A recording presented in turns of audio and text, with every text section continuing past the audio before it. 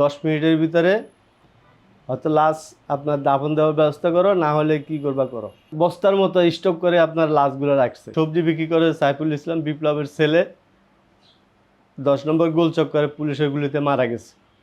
আমি শহীদ মোমিনুল ইসলাম হৃদয়ের বাবা সাইফুল ইসলাম বিপ্লব। আমার ছেলে মিরপুর বঙ্গবন্ধু কলেজের ছাত্র ছিল। সে আপনার বিয়ে পড়তো। যখন আন্দোলন শুরু হয় তখন আমি তো বলতে পারি না। আমার ছেলে আন্দোলনে মাঝে মাঝে যেত, মাঝে প্রথমে আপনার মাঝে মাঝে যেত, কিন্তু তারপরে আপনার 15 তারিখের পরে 16 তারিখের পরে যখন আবু সাইদ এবং ওয়াসিম আকরাম মারা যায়, সে তা দেখে আপনার প্রতিদিনে যেত, কিন্তু আমি এসব জানতাম না। 19শে জুলাই রোজ শুক্রবার যখন আপনার দুপুরে সে নামাজ পড়ে আসছে, আসার পরে আমি আবার ক্ষুদ্র ব্যবসা করি, কাঁচামালের ব্যবসা। সে আবার আমার দোকান দেখাশোনা করত। শুক্রবারে নামাজ পড়ে আসার পরে সে আপনার বাসায় আসলো, আয়সা ঘুমাইলো। একটু কিছুক্ষণ ঘুমানোর পরে আমার যেই ভ্যান গাড়িতে সবজি বিক্রি করি, ওই গাড়ি নিয়ে কালশিরোডে যাওয়ার গেছে। সেখান থেকে আমার কর্মচারী ছিল, কর্মচারীকে দোকানে রাখা আপনার আন্দোলনে চলে গেছে তার বন্ধুদের সাথে। সন্ধে আনুমানিক 6:30টার দিকে সে আপনার 10 নম্বর গোলচক্করে পুলিশের গুলিতে সে মারা যায়। তাকে সেখান থেকে তার বন্ধুরা যখন আপনার শহীদ সরোয়ার্দীতে নিয়ে যাওয়ার পরে সেখানে কর্তব্যরত চিকিৎসক তাকে মৃত বলে ঘোষণা করে। তারপর আমাদেরকে খবর দেয়, আমাদের এখান থেকে লোকেরা যায়। যাওয়ার পর সেখান থেকে যায় দেখে আপনার সেই সরোয়ার্দী মানুষের লাশের স্টক, আপনার বস্তা যেভাবে আপনার গুছায়া রাখে রুমের মধ্যে, বস্তার মতো স্টক করে আপনার লাশগুলো রাখছে।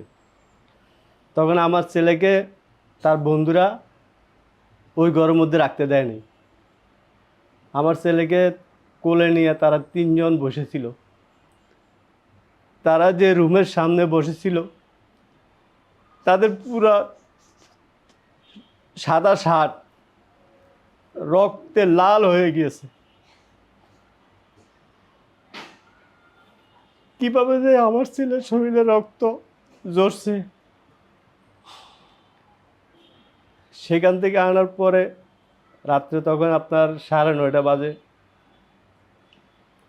আপনার এখানে মসজিদের মুয়াজ্জিমে যখন আপনার এলাকায় মাইকিং করছে যে সবজি বিক্রি করে সাইফুল ইসলাম বিপ্লবের ছেলে 10 নম্বর গোলচক্করে পুলিশের গুলিতে মারা গেছে। এলাকায় মানুষ, আমাদের পুরা 27 নম্বর রোড, 9 নম্বর রোড, আপনার মানুষের ঢল।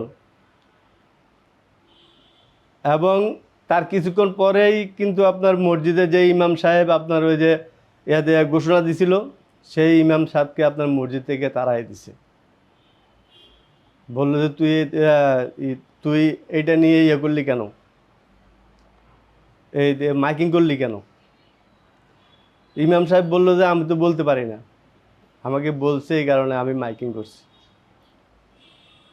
তার কিছুক্ষণ পরে আমার ছেলেকে আপনার মসজিদে বিবলক মসজিদে নিয়ে গেল। ওইখানে যায় গোসল করে আনলো।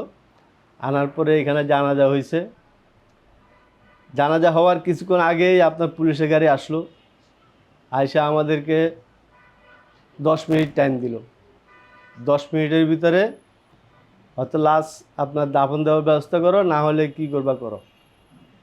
আমি কিন্তু এর ভিতরে আপনার কমপক্ষে 20টার উপরে অ্যাম্বুলেন্স ফোন করছিলাম যে আমার সন্তানকে আমার গ্রামের বাড়িতে নিয়ে, আমার আম্মু আব্বা আছে, ওরা তো দেখার আশায় আছে।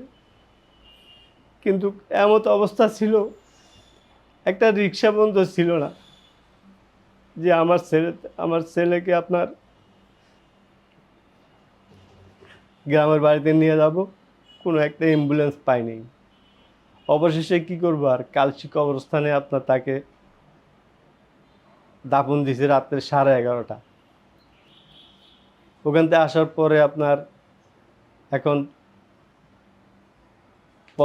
পল্লবী থানা থেকে আপনার সেখানে আমাকে তলব করলো, ওইখানে যাওয়ার জন্য বলল। সেখান থেকে আপনার পুলিশেরা আসলো, আয়সা আমার তথ্য নিল। তারপর আপনার মিরপুর মডেল থানা থেকে আপনার আমাকে তলব করলো, সেখানে আমাকে নিয়ে গেল। ওখানে যাওয়ার পরে আমাকে জিজ্ঞেস করলো যে আপনার ছেলে কীভাবে মারা গেছে। আমি বললাম যে এমনি এমনি মারা গেছে। তো সে থানা থেকে বললো যে আপনার ছেলেকে তো আপনার জামাত বিএনপি গুলি করে মারছে। তখন আমি বললাম যে আমার ছেলের যেই আপনার ছিল, রিপোর্ট ছিল, রিপোর্টে তো ছিল আপনার গান শট। তা আমরা জানি তো গান শট সাধারণত সরকারি লোকে ব্যবহার করে, পুলিশ, বিজেপি, র্যাব ওনারা ব্যবহার করে। তাহলে আপনার যদি গান শটে আপনার মারা যায় থাকে, তাহলে আপনার পুলিশেই মারছে, সরকারি লোকেই মারছে। তখন আমাকে থানা থেকে বললো যে ওনার ছেলে মারা গেছে, ওনার মাথা আপনার হয়ে গেছে, মাথা খারাপ হয়ে গেছে, ওনাকে আপনার চিকিৎসা করতে হবে। আপনি 2 দিন বাসায় রেস্ট করেন, তারপরে থানায় আসেন। আসার পরে যদি আপনার সেন্স ঠিক না হয়, তাহলে আপনাকে পাবনায় পাঠাইতে হবে, সেখানে চিকিৎসা করাতে হবে। তারপর থেকে আমি ঠিকমতো বাসায় থাকতাম না, ভয়ে কখন কখন কোন জায়গায় ধরে নিয়ে যায়। 5 আগস্টের পরে আপনার দেশ যখন আপনার স্বৈরাচার মুক্ত হইল, দেশ স্বৈরাচার মুক্ত হয়েছে ঠিকই, কিন্তু আমরা আমরা এখনো ভয়ে আছি। এবং যেই বৈষম্যের জন্য আমাদের সন্তান জীবন দিয়েছে, সেই বৈষম্য এখনো রয়ে গেছে। আমাদের মিরপুর সরকারি কলেজ থেকে সেখানে আপনার আমি গিয়েছি ইদানিং, যাওয়ার পরে সেখানে দেখলাম, ভিতরে ঢোকার পরে সেখানে আপনার গেটের পাশে আমার ছেলের আপনার ছিল, এই পোস্টারিং করা ছিল। সেই পোস্টারটা আপনার এই 5 আগস্টের পরে প্রায় 1 মাস মনে হয় ছিল, সেই পোস্টারিংটাতে কে ছিঁড়ে যেন নিয়ে গেছে। কিন্তু কলেজ কর্তৃপক্ষ তার বিরুদ্ধে কোনো অ্যাকশন যায়নি। আমাদের ছেলে শহীদ হওয়ার পরে আমাদেরকে আপনার জুলাই ফাউন্ডেশন থেকে আপনার তলব করেছে, সেখান থেকে আমাদেরকে 5 লক্ষ টাকা অনুদান দেওয়া হয়েছে। তারপরে আপনার সরকারি অনুদান যাই দেওয়ার কথা ছিল, কিছু দিছে, কিছু এখনো দেয়নি। তারপরেও আপনার আমাদেরকে আপনার বিএনপি পরিবার থেকে আমাদেরকে আর্থিক সহায়তা যাই দেওয়া দিয়েছে, কিন্তু আমরা জামাতের পক্ষ থেকে কোনো সহায়তা পাইনি। এবং জামাতেরা আমাদেরকে যখন আপনার 19 জুলাই আমার ছেলে মারা যাওয়ার পরে ওনারা নাকি এখানে আসছে, আইসা আপনার এখান থেকে তত্ত্ব তল্লাফির নিচে আমাদের বাসায় আসছিল একবার 19 জুলাই পরে। ওই মুহূর্তটা আমাদের অবস্থা করুণ ছিল, যেমন জামাত যারা করতো তাদের অবস্থা আমাদের থেকে করুণ ছিল। তাহলে সেই সময় আপনার ওনারা তথ্য নিতে আসছে, আসার পরে এখানে কে যেন ওনাদেরকে বলছে আমাকে আওয়ামী লীগের পক্ষ থেকে আমাকে অনেকে সাহায্য সহযোগিতা করছে। তারপর আমি ওনাদেরকে বললাম যে আপনাদের কাছে আমরা চ্যালেঞ্জে যাব, আমাকে যদি কোনো আওয়ামী লীগের পক্ষ থেকে কেউ যদি আপনার 5 টাকা দিয়ে থাকে, আপনারা যেই বিচার করবেন আমি সেই বিচার মাথা পেতে নেব। কিন্তু ওনারা আমার কোনো প্রশ্নে কোনো কথাই শুনে না। তারপরে আমি গেলাম আপনার যে পল্টন যে আপনার অফিসটা আছে জামাতের, ওই অফিসে গিয়েছিলাম, যাওয়ার পরে সেখান থেকে আপনার এই আমাকে দুইজনের নাম্বার দিল, আপনারা ওনাদের সাথে যোগাযোগ করেন। এখানে আসার পরে আমি ওনাদের সাথে যোগাযোগ করছি। ওনারা আমাকে বললো যে ডাইরেক্টলি বললো আপনাকে তো আওয়ামী লীগেরা সাহায্য করছে। তখন আমি ওনাদেরকে বললাম যে আপনারা আসেন, প্রমাণ করেন।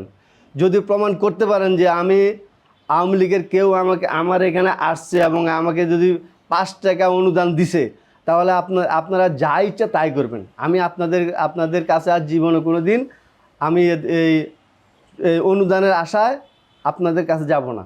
আর যদি আপনারা মিথ্যা প্রমাণিত করতে না পারেন, তাহলে আপনাদের কাছে অনুরোধ, আমার আমার আমার নামে যেই আপনার অপপ্রচার করছেন, এই প্রচারটা কীভাবে মীমাংসা করবেন, আপনারা এটা করবেন। এবং আমি আপনাদেরকেও বলতে চাই যে আপনারাও আমার এই কথাটা ওনাদেরকে আপনারাও জানিয়ে দেন। আমার ছেলের একটা গ্রাফিটি ছিল, সেই গ্রাফিটির উপরে মানুষের পোস্টারিং করে সব আপনার ঘুরে দিছে। আমি মাঝে মাঝে যাই ওই গ্রাফিটিগুলো আপনার কাগজ পরিষ্কার করে দিই। তারপর একদিন ভিতরে ঢুকে আপনার প্রধান শিক্ষকের কাছে যাওয়ার চেষ্টা করলাম। সেখানে ঢুকার পরে দেখলাম যে আপনার বিল্ডিংয়ের সামনে আপনার ওয়াসিম আকরামের ছবি। তখন আমার মনের ভিতরে খুবই কষ্ট লাগলো যে এই কলেজের, সরকারি কলেজের, এই কলেজের একমাত্র শহীদ আমার ছেলে। আমার ছেলের একটা ছবি নাই, অথচ ওয়াসিম আকরাম চট্টগ্রাম মারা গেছে, তার ছবি এই কলেজে। তখন আমি আপনার প্রধান শিক্ষকের কাছে গেলাম, যা জিজ্ঞাসা করলাম যে এই কলেজে তো একমাত্র আমার ছেলেই শহীদ হয়েছে, তাহলে এই কলেজের মধ্যে আর ওয়াসিম আকরাম শহীদ হয়েছে চট্টগ্রাম, তার পাশে তো অন্তত পক্ষে আমার ছেলের একটা ছবি থাকার দরকার ছিল। ওনারা আমাকে বলল যে যা হবার হয়ে গেছে, সামনের দিকে দেখা যাক কী করা যায়। তাহলে আমরা বৈষম্য থেকে মুক্তি পেলাম কিভাবে? এবং এখনো পর্যন্ত আমাদের সন্তানদের কোনো বিচার এখনো সম্পূর্ণ হয়নি। বিচার প্রক্রিয়া চলতেছে, কিভাবে চলতেছে আমরা তো তা দেখি না। আমাদের সন্তানদের বিচার করা তো অত্যন্ত জরুরি প্রয়োজন। আমাদের সন্তানের বিচার তো এখনো হচ্ছে না। 5 আগস্টের পরে সর্বপ্রথমে আপনার অন্তর্বর্তীকালীন সরকার থাকার সময়ে আপনার এই বিচার প্রক্রিয়া শেষ করার কথা ছিল, কিন্তু তা আমরা কোনো কিছুই দেখতে পাই না।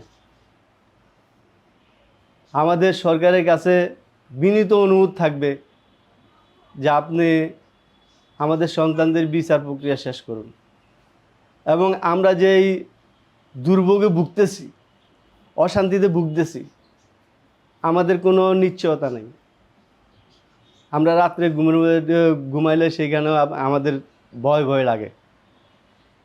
তাহলে একটা সরকারি একটা স্বীকৃতি তো আমাদের প্রয়োজন। আমরা কিন্তু সরকারি কোনো স্বীকৃতিও পাইতেছি না। আপনার জাতীয় নির্বাচন হইল, আমরাও করলাম যে হ্যাঁ, গণতান্ত্রিক জনগণের সরকার আসবে।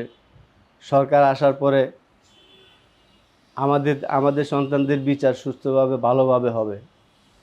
সেখানে 2টা ভোট হয়েছে, একটা হা ভোট আর একটা না ভোট, আর একটা আপনার সরকারি ভোট। আমরা তো হা ভোটে ভোট দিছি যে জুলাই সনদ বাস্তবায়ন হবে এবং আমাদের সন্তানদের প্রকৃতপক্ষে যারা খুনি, আমরা তো বলতেছি না যে যারা আওয়ামী লীগ আছে তারা সব খুনি, আমরা তো এটা বলতেছি না। যারা এইসব অপকর্মের সাথে জড়িত, যারা এইসব কাজ নিয়ে আপনার